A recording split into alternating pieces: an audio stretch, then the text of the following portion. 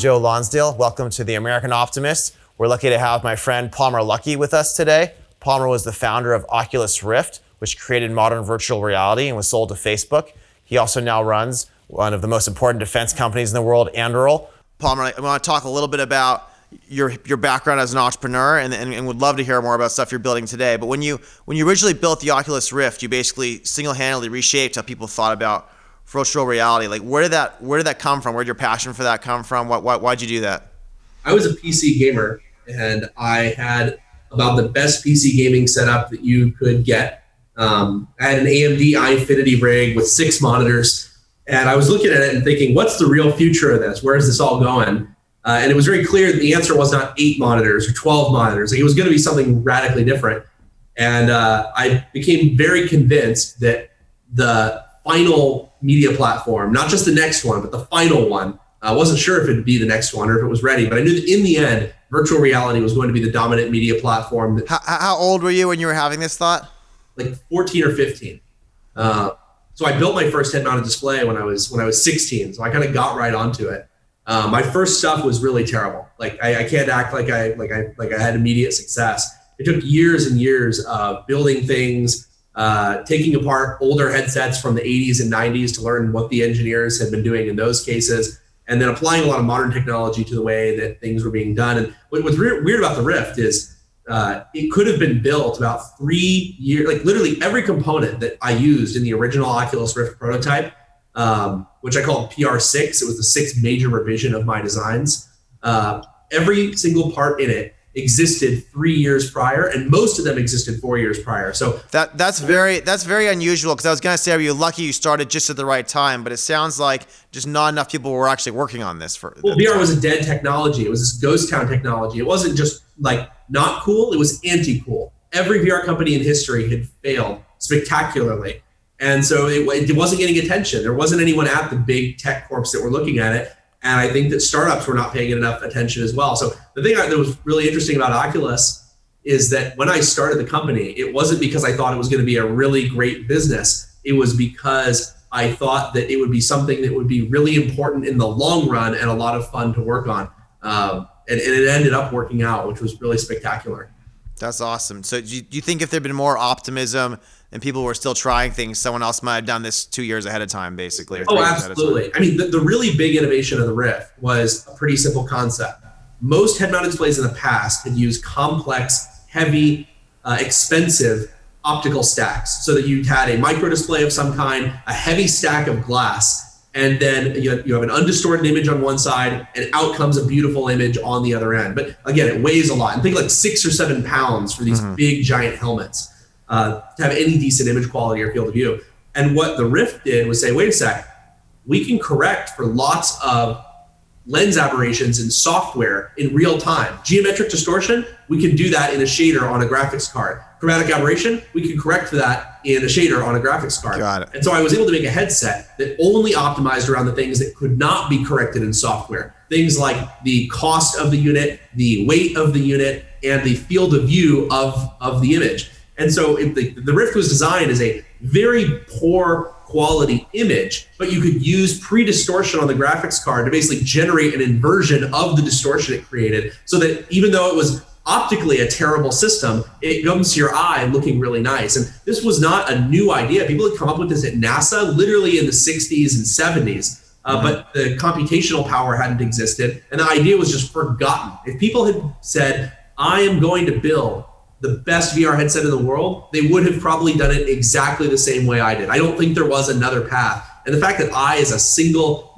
teenager working in a 19-foot camper trailer, was able to come to this conclusion that now almost all the major VR companies have been ripping off, it shows that anyone could have done it if they had been more committed to the idea of making VR take off. Are there a lot of things like that where we figured something out 40, 50, 60 years ago, but it wasn't possible then, and maybe we forgot to come back to it? Do you think that's a theme that we should be looking at more often? I mean, I have a whole list on my computer of things that are this, basically forgotten technology, things that didn't work in the past and that are ripe for for a comeback. And there's a lot of things like that. Like another example of this is ramjet engines. We don't have to get way deep into it, but ramjet engines are a type of jet engine that has no moving parts. They can be made incredibly cheaply out of basically stamped or spun steel. And they go like Mach 5, right? Is this what I'm thinking of? Is a Mach 5 engine, or how fast are they? Oh, that's the best part. The faster you go, the better they are, unlike most types of jet engines, because the faster you go, the more pressure they can develop and the higher your compression ratio of the engine is. So they actually start working. There are subsonic ramjets going back to World War II, but you really want to be going Mach 3, 4, 5, 6 for them to really come into their own and beat other engines. And until now, there's never been really aircraft that could survive that regime of flight. And so ramjets were just inefficient, impossible to start. The support equipment required to get them into the air and going fast enough was too heavy. But very recently, I think ramjets have come back into this world where we do have composites that can handle vehicles going that fast. We have secondary propulsion systems, like basically electric propulsion, that allow you to do things like, variable compressors that would allow you to use them from 0 speed and then switch over to full ram at high speed. This was actually what I was working on when I was at Facebook. I had a side project. Me and a few guys were in Atherton, and we got kicked out of Atherton because we were making so much noise. But we were building a project called ASRAM, the Assisted Ramjet. And it was a ramjet that could take off from 0 and then transition to full ram effect at supersonic speed. And our goal was to build a supersonic quadcopter. I ended up starting Anduril before we finished, but that's still. You think Anduril might come back to Project ASRAM at some point? Oh yeah, no, it's definitely ongoing, and like that's another good example, I think, of a technology where it was kind of a curiosity in the past, and it only made sense for very specific niche applications. I think in the future, ramjets are going to come back, and they're making a huge difference. I mean, they're really powerful, power-dense jet engines with no moving parts. Imagine what the maintenance is like on a thing with no moving parts. It's gonna be a lot better way to build jets. Just to step back one more time to Oculus. Do you have any favorite war stories from that time? Like anything that surprised you or that was particularly difficult after you got going? Oh man, there were so many things. I mean, I guess a negative one and a positive one. Like one thing that happened, and I like this war story because it flipped around in our favor right at the end. We were working with a game studio on an Oculus exclusive title. We were funding the development. We were putting tons of engineering resources into it. And then after we put millions of dollars, which was, remember, a big deal. You were an investor at the time. Yes, that's a lot of money to spend on this sort of thing. It was a lot of money. I mean, we were a 40-person company. We were like 45 people when the Facebook acquisition was announced. So like we were a pretty small company. This was a big bet for us.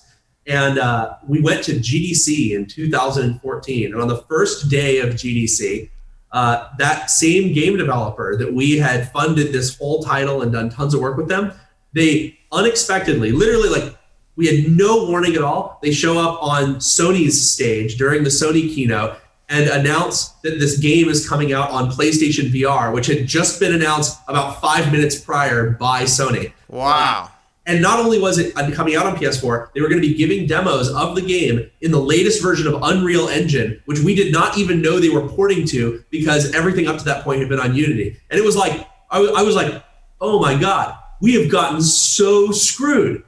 And what was interesting is I think they thought they were screwing a little startup and that they could kind of do whatever they wanted. They were going to get away with it. And then the next day, we announced the Facebook acquisition. And it was a real roller coaster dynamic where you go through this power dynamic of like, well, there's nothing you can do, nothing you guys can do. And then all of a sudden we get acquired by Facebook. It becomes clear that this was not maybe the best move on their part. And then it becomes, I'm sure we'll figure something out. I always like that story because it shows how you can get screwed when you're a small company by bigger companies that you're working with. And one of the questions I always ask entrepreneurs when they're asking me about their companies is your company better as its own independent thing or as part of a bigger effort? And I always like to bring up that story as an example when they ask what I mean, because it's like, look, there are some things that if you're small, people are just gonna treat you poorly if they think they can get away with it. And there is a nice thing about being big, whether you're part of someone else's big thing or being big yourself. I mean, I've seen this so many times. The things that I'm able to do when there is a bigger company behind it is a lot. There's so many things you could never do when you're small. It's interesting though, because it's rather than join a big company next, you decide to start your own company. But I guess you've gotten big very quickly. I guess you might be able to say. So you think you have those advantages again right now? Oh yeah, and I mean going into this as my second company, it's very different. I said before that Oculus, I started it not because I thought it'd be a successful business, but because I thought it'd be important for the long run and a lot of fun to work on. I had no idea it was going to be such a case of right place, right time. With Anduril, it was very different. I said, this company, I am going to grow it to be large and influential very quickly. There's a huge market distortion that I can take advantage of. The companies that are doing defense work are totally incompetent when it comes to machine learning, AI, computer vision. And the companies that are good at those things refuse to work with DoD. And from the beginning, I mean, in our first pitch deck, it said, we are going to become a company that saves taxpayers hundreds of billions of dollars a year and makes tens of billions of dollars a year. And I'd say like that was a big goal of the company from the start, because if we don't grow this to be a many billion-dollar company, it means that we're just another lark. It means we're just another supplier into the system. We didn't actually change the way. Well, you're clearly talented enough to make a lot of money on this, but it's only worth doing if you're actually going to save the government hundreds of billions of dollars and actually transform defense. Exactly. And not even just the government. Like I look at it all the way up to the taxpayer level. Like, I want to save the government money, but at the end of the day, that's the people's money. And so if we can allow the DoD in a perfect world to spend less and do more, I think that's a really good thing. But we have to get big. And I've had some people, tell me like, oh, like it's, it sounds like you're really focused too much on the money. And what I have to tell them is, no, I already made a buttload of money on Oculus. That's not what I'm doing this for. I'm doing this because I want to make a difference. But you can't make a difference in the defense space as, let's say, a $10 million lifestyle company. Like You might build some fun gizmos and gadgets, you might get some things out there, but you're not going to be able to destroy the defense industrial complex and shift everybody from cost plus contracting models to product models where you actually are accountable for your success unless you get to a large enough scale. Makes sense. I see it the same way. Let's talk a little bit before we go deep into one of the really short war story on the Oculus side. Sure. Less of a war story and more of a peace story.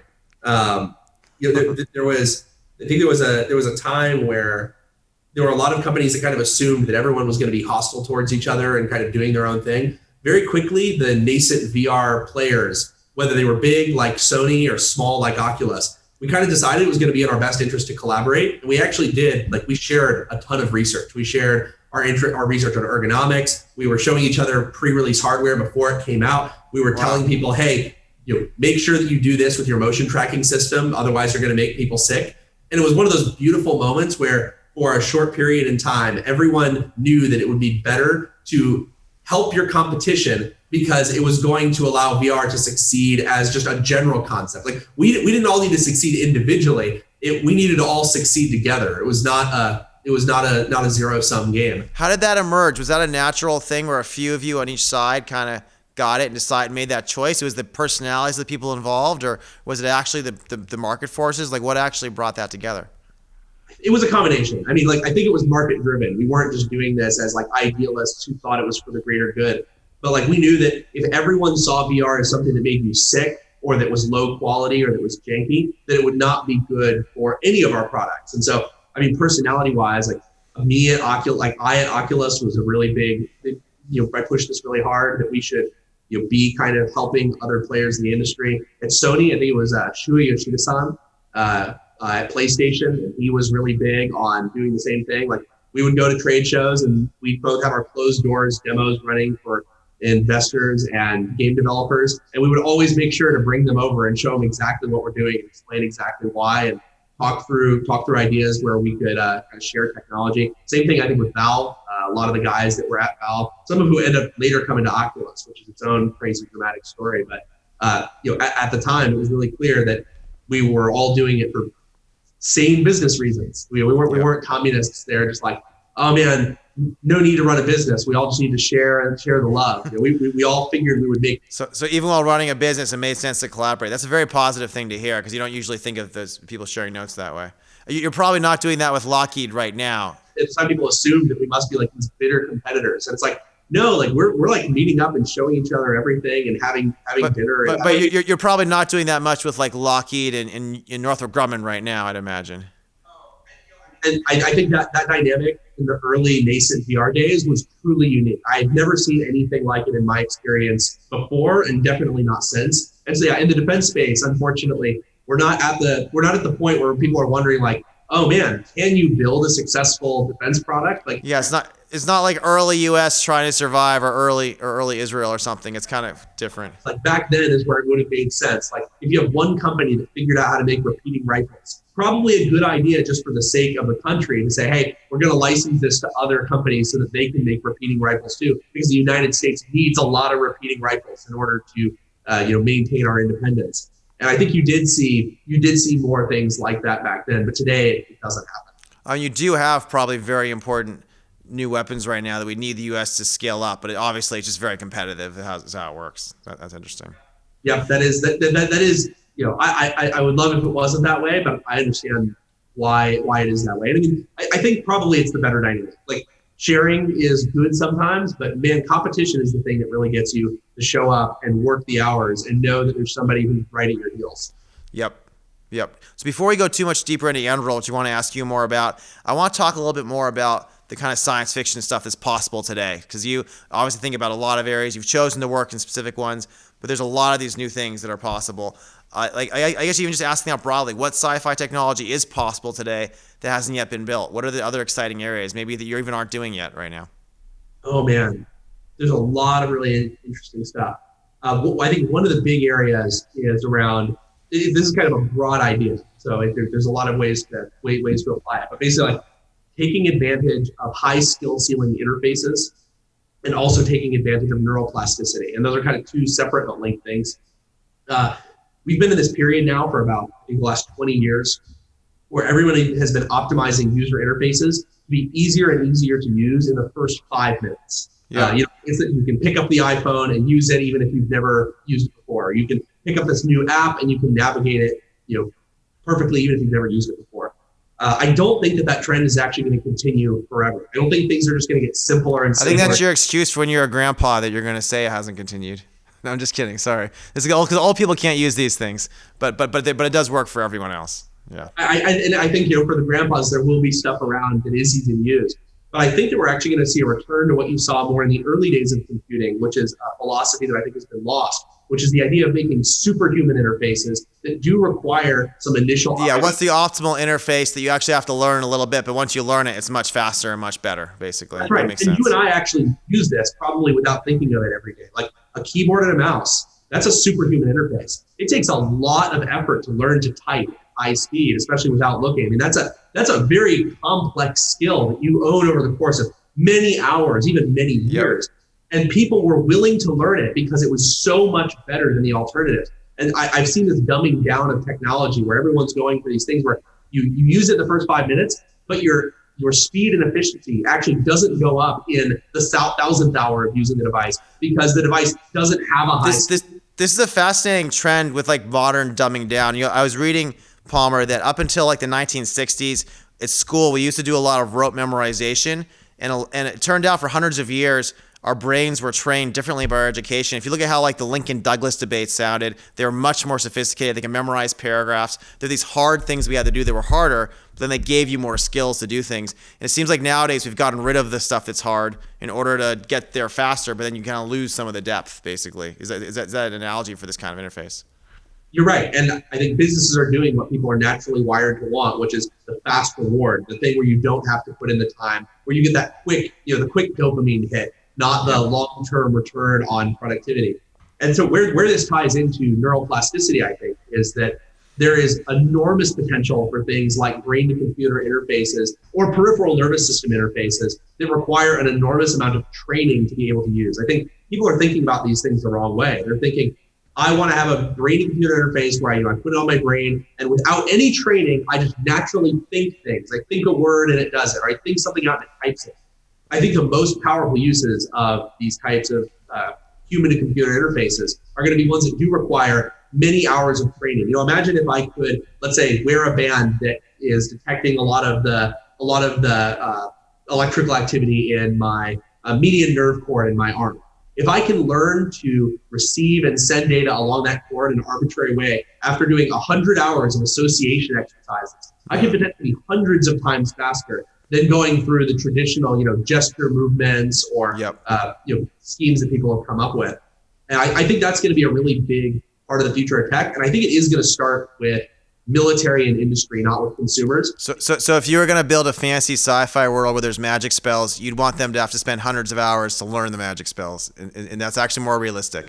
That's a great analogy. And the people who are going to learn those spells first, whether it's through a nervous system interface, or maybe it's even just better interfaces for phones and haptic devices that are optimal. Actually, have you ever seen something called the Twiddler?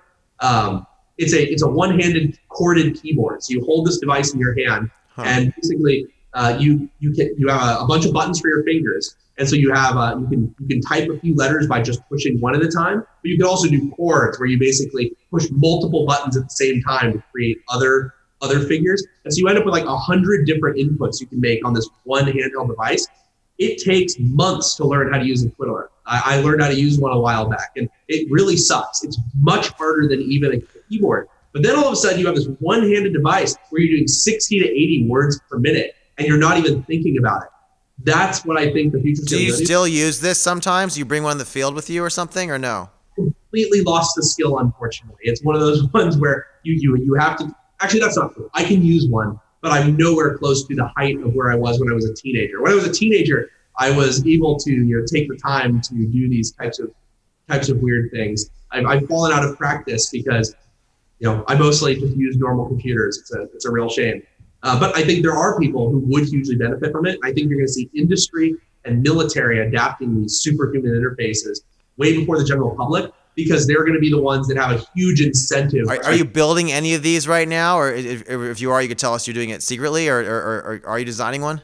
Well, if I told you we were doing it secretly, it wouldn't be a secret. But this fair. is the type of stuff that we're working on. That's fair. We haven't talked about it much yet, but what we build with Lattice, it's an AI sensor fusion platform that can take data from thousands of sensors and merge it into a real-time 3D model of everything, and then tag everything in the model, sort it, filter it, run predictive analytics on it, and then push that data out to all the people and all the robots.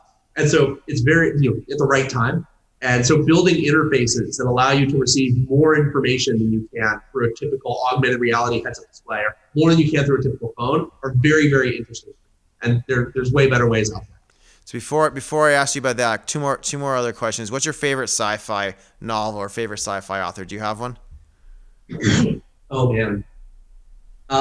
One book that I really liked that I read a few years ago is The Unincorporated Man. You read this? I've not read that one. The Unincorporated Man. It's really fascinating. I don't want to spoil it too much, but the short dust cover pitch is I think it's Justin Cord is the unincorporated man, an industrialist from the late 1990s who, after going into cryosleep, wakes up hundreds of years in the future, only to find that in the future, everyone has basically sold everyone is incorporated at birth as their own corporation.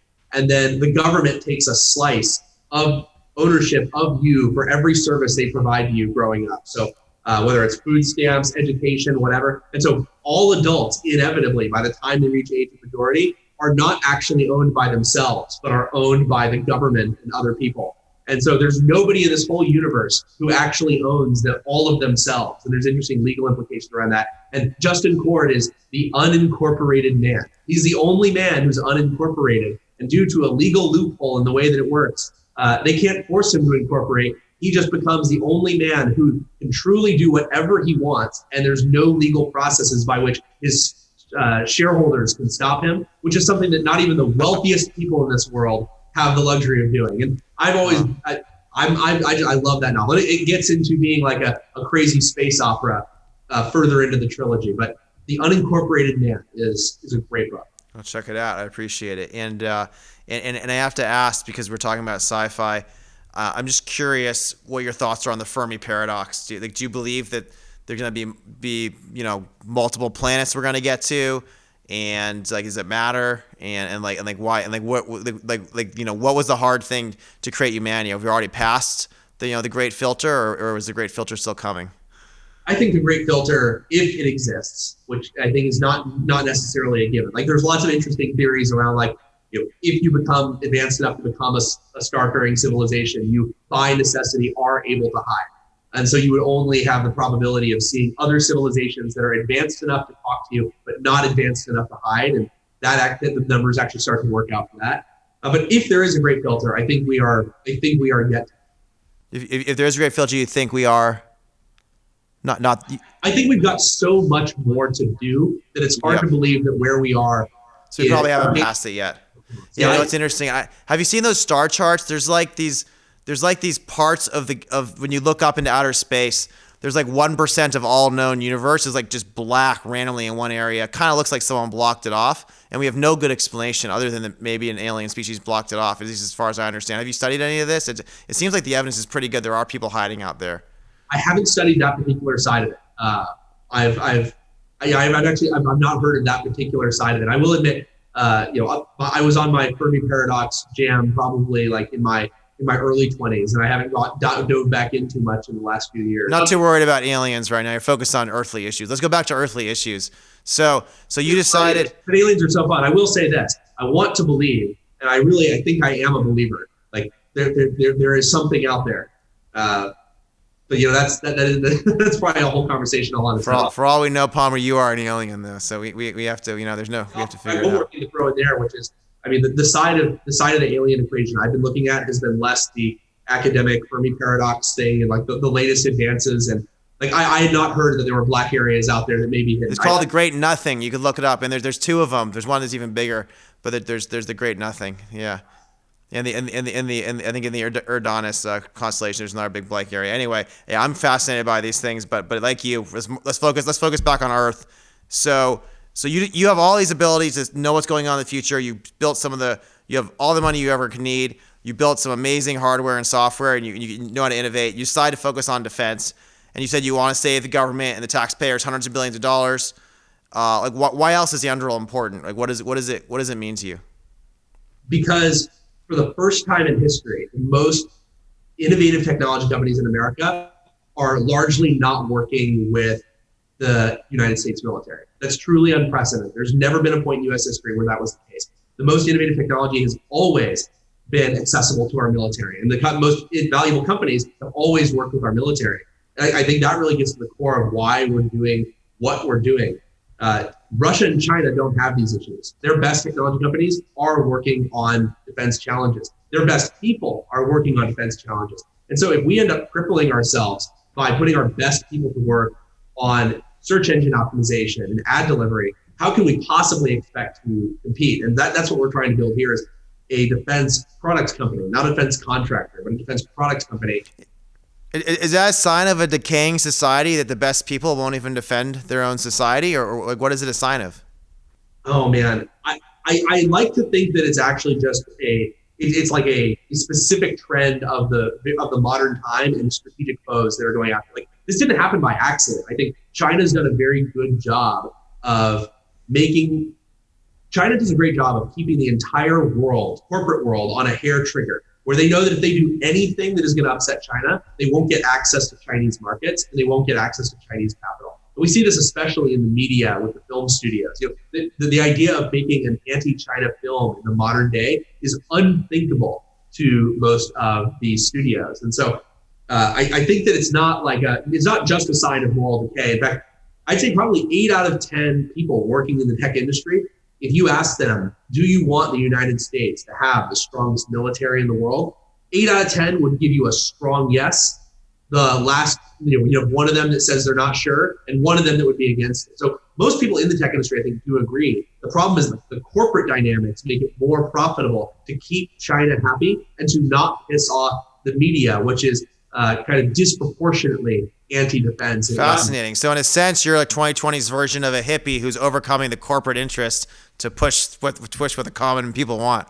I like it. I hadn't thought about it that way, but it is actually really similar. And like in the same way that I think you had like people complained that we had a disproportionately pro corporate and pro military media, and I think that really has flipped. I don't think anyone would argue that, let's say, the American tech press or even just the press in general is too pro-military. I think that idea went away long time. 100%. So I want to learn more about Anduril. So Anduril, Palmer, like to me, you've hired like all this amazing talent. You have all these amazing projects you're doing. You're growing revenue faster than any defense company has in history, as far as I know. A lot of people don't have this perspective. A lot of people, they hear these big defense companies who are very threatened by you, downplaying you, talking about how there's one or two products, it's not a real defense company. So there's a lot of people who are who want to tell a more negative story. I think it's because they're jealous and threatened. But give us a sense of your success so far. Give us a sense of what you're doing so people can hear it directly from you. Well, yeah, I think there are people who downplay us, and then they also overplay their competition. They say, "Oh, Anduril doing great AI stuff, but we have great AI too. It's really, really good," and it's not. It's really cheap to say words. You can just say we're as good as Anduril. And until you actually get to a real field trial, the words are as good as the actual. That was the same experience with Palantir with me, is that we were competing against a lot of innovation theater where they couldn't actually do it when they actually had to deploy it. It took years to deploy. It took billions of dollars and didn't actually work. Oh, I mean, for people who don't know what innovation theater is, there's all these people at DoD who have this job. Basically, their job is to generate things that look real enough to make a press release or to do a panel or to release a video or to talk to Congress. And none of it is actually real or useful or deployable. It's pretty wild. And so tell us about a few of your products. What are you guys actually doing? What that you could tell me about? Sure. So we're doing a few things. I mean, the first product that we worked on is called the Sentry Tower. It is a solar-powered, infrastructure-independent AI surveillance tower that you can put basically anywhere, put it around a military base, a border, critical infrastructure like power plants, desalination sites. And it uses radar, thermal vision, visible spectrum imaging, and a few other sensors fed into a probability model running on a computer that allows you to detect all the people, all the vehicles, all the animals, all the drones that are a couple miles around it. And these things also mesh together. They talk to each other. So you can deploy strings of these things a couple miles apart and get really good awareness of everything that's going on around your base or around your airport or around your border, whatever it is you're trying to understand. I remember when you were first building this and you had the thing that said like 97% horse, because I don't think you entered a cow model yet. But that was the system, right? Yeah, we had some problems early on where you're totally right. We only had one classifier for that type of animal, and so we were always getting the animals wrong. We're actually a lot better now, but usually we just report it as an animal. It's one of the things. You don't bother telling them what type of horse or donkey it is. You just say animal. Yeah. Yeah, most of the time. Like it is, the customers can set it up to be more specific than that, but generally they want fewer variables to sort. They don't want to have in their list of variables like all the types of horses and cows and donkeys and goats and then people. They just want to have animal, like ignore animals. And that's generally the right thing. It still keeps track of what went through, but they don't want to pay attention to it in the moment. And this is being used on a lot of the border. How much of the border is using this right now, and how are they using it? I can't tell you, but I can tell you that there's hundreds of towers out there. Awesome. So it's, just spread across a lot of different places. So we've got a lot of these things out there, and one of the things we're really proud of is that we have over 97% uptime on these towers. Which I think we can get better, but most of that is down for like maintenance and upgrades. Compare that with our competition, which is not AI powered, requires people to be watching all the sensors. Like that's our cool thing. We can cover. I heard that people were driving these pickup trucks where they would have a metal grate and then they'd look for footprints behind the metal in the smoothed out dirt. I mean, it was that bad, right? Yep, it's called cutting signs. They just drag stuff on the dirt to smooth it out, and then they go back later, look for footprints, look at the direction, and then they go and try to find them. I mean, the problem is that that's very labor intensive. You spend all of your time trying to understand what happened a while ago. And with our system, one person can understand everything that's happening across hundreds of square miles. That's a total game changer when you're talking, especially about military applications, where people imagine you can just have an unlimited number of people, but it's not true. You can only have such a large footprint. There's only so many people you can support at one of these forward operating bases. And so if you can take people off of useless tasks and put them to use on useful tasks, that's a really big deal. And then as far as other products, I think we built a few things that kind of enhance the capabilities of our Sentry Towers. One of them is Anvil, which is a counter drone interceptor that can knock other drones out of the sky. We built a lot of jamming technology and electronic warfare technology that can detect and destroy and jam a lot of different electronic systems, including drones. We built a small sensor. We can call it DUST. It's basically a very small disposable sensor that you can carry a bunch of in a backpack. And it has a much shorter range than a tower, but it has a radar, it has a camera, it has a processor, it has a radio. And so you can basically just toss one of these things on the side of a tree, on the side of a hill. We have versions of them that look like little rocks, and they're able to detect when people or vehicles are going by and immediately classify that and feed it. How does the little rock work? Is it listening, or is it watching, or what is it doing? So it has an onboard radar on it that is putting out. It's very low resolution radar. Basically, think of it as like a motion detection radar. It just detects when things are moving. When things are moving, it powers up the rest of the system and then takes pictures of it with thermal imagery and EO imagery. Oh, got it. So if a horse goes by, you'll get a picture of a horse, but if a car goes by, you'll get a picture of the car as well. Yep. And if it's a picture of a horse, it will usually just ignore it. It says, oh, that's fine, turn back off. If it's a car, it remains on, continues watching it, and then starts a radio link back home. And that's a really useful tool where I don't think we'd be able to make money off of them if we were selling them on their own, but they make the rest of our products so much more valuable because with Sentry Towers, you have geometry problems. Like I can't see behind a hill. I can't see behind a building. But if you use dust plus Sentry Towers, you can take an install that was 95% coverage and turn it into 100% coverage. Which is so you might have towers, and then you add some dust in different areas around, and then you have all of a sudden you have everything going on. And then I think on the kind of airframe side, we've been doing a lot more aerial vehicles.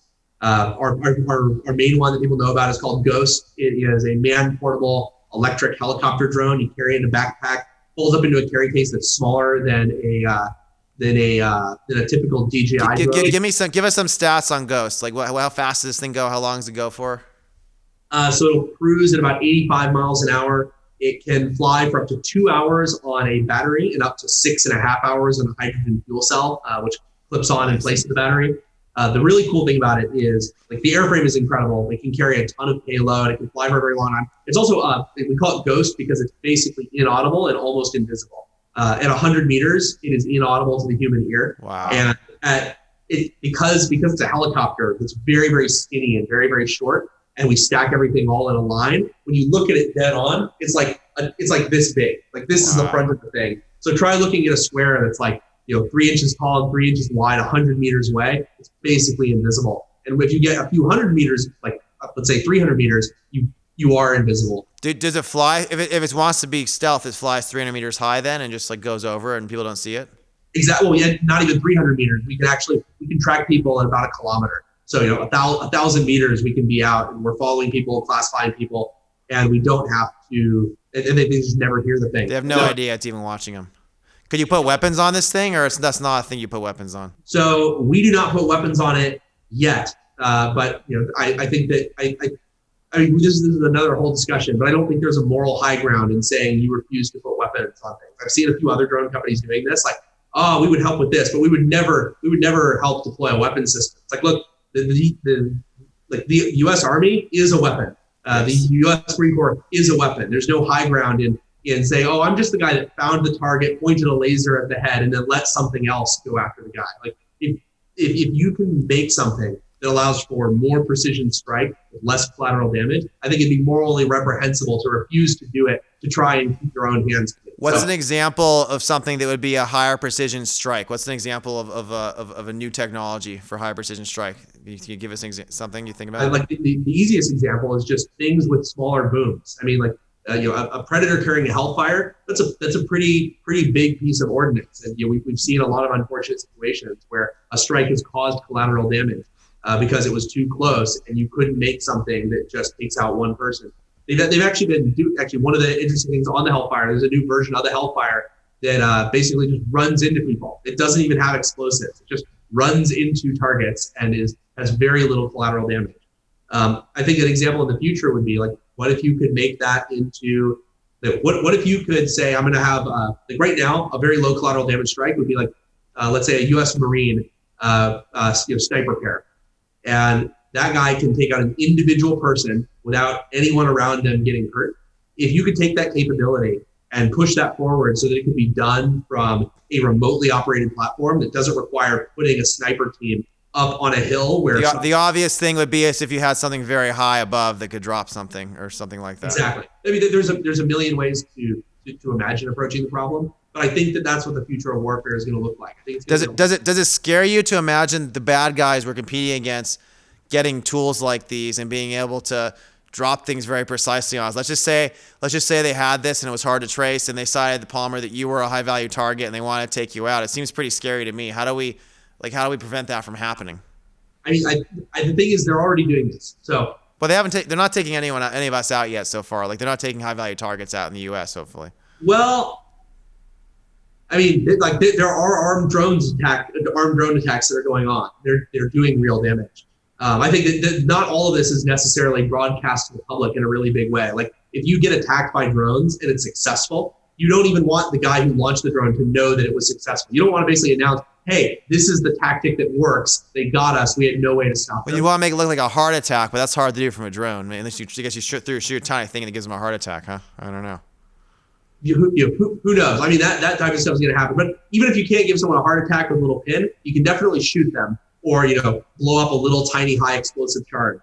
And we do have adversaries that are doing that right now. I think they're going to do it more and more. And the key is you have to build the defensive system. Like, that's why we're building Anvil. That's why we're building our counter UAS systems in general. But they're doing that right now in theaters of war like Syria and Iraq, or are they doing it other places too? Or you can't say? So I can't say any specifics, but we have done combat validation where we've sent these things downrange. Yeah. And I mean, that's one of the biggest threats that our troops are facing right now. Like, it is unmanned systems that are being weaponized, and some of them are being done in a kind of haphazard way, like IEDs were, during the war on terror. But you are also having very sophisticated state actors. The Chinese, in particular, have a variety of companies that are building weaponized drones with, really lethal systems on them, and those are being sold to other countries right now. So fast forward. This show is called The American Optimist. Fast forward 30 years, we have a lot of more advanced unmanned weapon systems being created. We have AI getting a lot better. What's optimistic about this? My optimism is, like, people focus on the weapon side. They don't focus enough on the information side. Like, yeah, information allows you to conduct these strikes, but right now there are so many unknowns in any military operation. You don't really know what the enemy is doing. You often don't even really know what all of your assets are doing. Imagine a world where every military engagement, or at least the vast majority of them, where you know exactly what is going on, you know exactly what's going to happen, and you know exactly what capabilities you have and what capabilities the enemy has. I think in a world where both sides have similar capabilities, you're actually going to see a lot less war, because you can actually figure out what the outcome of many conflicts will be long before it happens. It's kind of like two really good Go players look at a position and they both realize who's going to win, and they could just be done. They don't have to go through the whole battle.